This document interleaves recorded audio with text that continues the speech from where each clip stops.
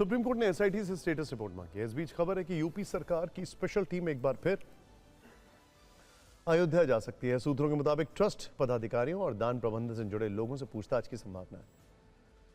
अतिरिक्त दस्तावेजों की जांच होगी।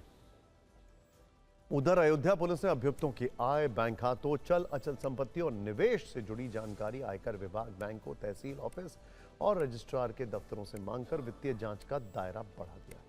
जांच टीम अयोध्या जिले के बाहर संभावित संपत्तियों की भी छानबीन कर रही है। यह भी पता लगाया जा रहा है कि क्या आरोपियों ने अपने रिश्तेदारों या सहयोगियों के नाम पर कोई संदिग्ध निवेश किया था। चढ़ावा चोरी के साथ मंदिर ट्रस्ट के पदाधिकारियों पर जमीन घोटाले का भी आरोप लगातार लगाया जा रहा है। इल्जाम यह है कि जमीन कई गुना ज्यादा कीमत देकर खरीदी गई, करोड़ों का खेल किया गया। दावे के मुताबिक स्कैम इतना बड़ा है कि सरकारी जमीन तक की डील हो गई। ये राम मंदिर आंदोलन से जुड़े रहे कार सेवक और हिंदू धर्म सेना के प्रमुख संतोष दुबे। पूछताछ में एसआईटी ने इनसे जमीन घोटाले के सबूत मांगे थे, जिसका ये दावा कर रहे थे। आज उन्होंने सबूत की फाइल अयोध्या के सीओ ऑफिस को सौंप दी। इनका कहना है कि नजूल यानी सरकारी जमीन ना कोई खरीद सकता है ना बेच सकता है, लेकिन दावा खारिज होने के बावजूद ट्रस्ट ने 23 करोड़ की जमीन खरीदी। इससे पहले आम आदमी पार्टी के सांसद संजय सिंह भी जमीन खरीद में हेराफेरी का आरोप लगाते हुए एसआईटी को सबूत सौंप चुके हैं। हमारे संवाददाता ने जमीन घोटाले से जुड़े दावों की पड़ताल की, आरोप लगाने वालों की शिकायतों और सबूतों को देखा।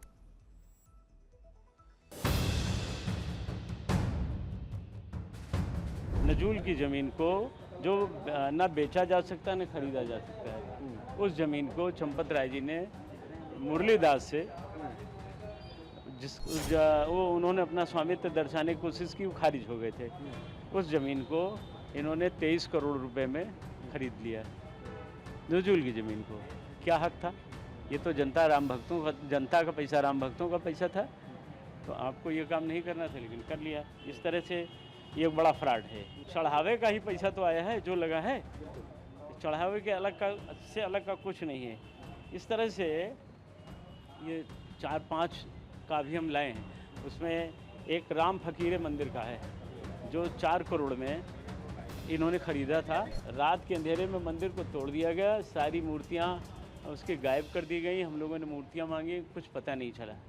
अरे महाराज, ये सब डकैती के एक दूसरा स्वरूप बन गया है।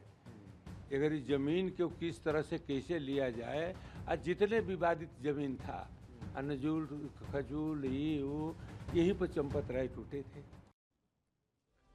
देखिए, इस बीच वकीलों ने एफआईआर दर्ज करने के लिए अयोध्या पुलिस को 24 घंटे का अल्टीमेटम दिया है। वकीलों ने कहा है कि अगर 24 घंटे में एफआईआर नहीं हुई तो आंदोलन होगा, थाने का घेराव किया जाएगा।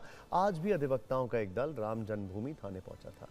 उन्होंने चंपत राय, अनिल मिश्रा और गोपाल राव के नाम एफआईआर में शामिल करने की मांग की। इसे लेकर पुलिस को पहले ही लिखित शिकायत दी जा चुकी है। अगर राजनीति की बात करें तो आज भी इस मुद्दे पर खूब बयानबाजी हुई है। विपक्ष आक्रामक है तो सरकार कार्रवाई का भरोसा दे रही है।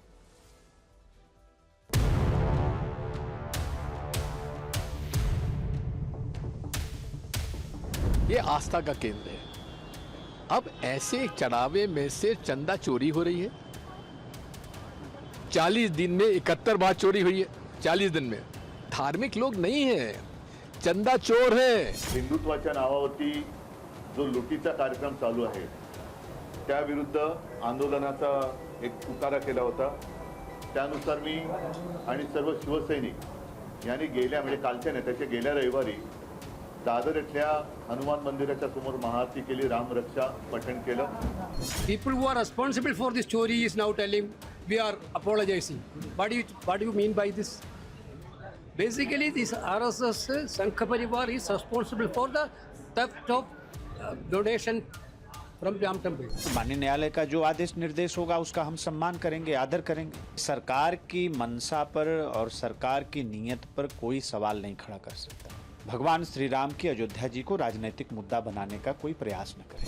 इन लोगों के लिए धर्म सत्ता पाने का साधन है और मंदिर पैसा कमाने का एक जरिया है। इसके अलावा कुछ नहीं। लोगों की भावनाओं से खेलते हैं। धर्म का इस्तेमाल कुर्सी पाने के लिए करते हैं और कुर्सी पाने के बाद मंदिरों पर कब्जा करते हैं, कब्जा करके पैसा कमाते हैं। न खाऊंगा न खाने दूंगा कहने वाली पार्टी आज भगवान के दरवाजे में ये हो रहा है। देखिए, अगर फिक्र के लेंस से देखें तो राम मंदिर में हुई लूट सिर्फ चढ़ावे तक सीमित नहीं दिख रही है। इसका दायरा बढ़ता जा रहा है। दावे हैं कि सिर्फ कैश और आभूषण की चोरी नहीं हुई, बल्कि अयोध्या में बहुत बड़ा जमीन घोटाला भी हुआ है। चढ़ावा चोरी की जांच के दौरान कई लोग निकलकर सामने आए हैं जिन्होंने जमीन खरीद में बहुत बड़ी हेराफेरी का विस्फोटक दावा किया है। ऐसे लोग सबूतों की फाइल लेकर घूम रहे हैं, अफसरों को सौंप रहे हैं। टीवी 9 की टीम भी इस घोटाले की तहकीकात कर रही है। इससे जुड़े जो भी अपडेट होंगे वो हम आपको बताते रहेंगे। लेकिन एक चीज साफ है, धीरे धीरे पेंडोरा बॉक्स जो है वो खुल रहा है।